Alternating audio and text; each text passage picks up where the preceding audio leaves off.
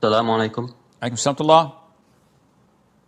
Sheikh, so if you see the news recently, there's like two countries are fighting right now, and one of them is Shia and one of them is Jewish, and they both make many bad things to Muslims. So us as Muslims, are we allowed to cheer for one of them, or should we just remain neutral? Is this all what the Muslims can do? Cheer?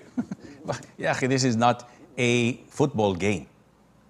This is not something that we, go out in the streets with flags and supporting country X or country B or this or that. This is what we've always stated that is not permissible. That is the issue of demonstrations, where lots of chaos, lots of haram things take place.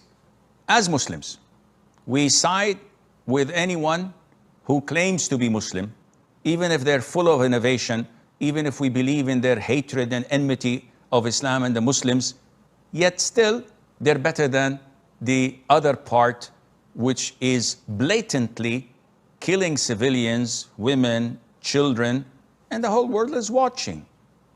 And their ministers say that we would like to annihilate all the children, all the suckling babies, even the dogs and donkeys and animals they have, we would like to wipe them all off, annihilate them.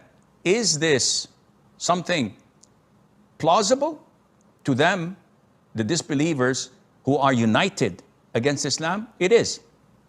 And if any Muslim would have said this, they would have labeled the whole region as a region of terror and a bloodthirsty, violent fanatics. So we don't cheer. We judge things by what we see.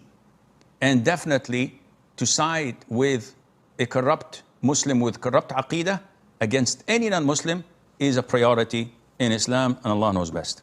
فاسألوا أهل الذكر إن كنتم لا تعلمون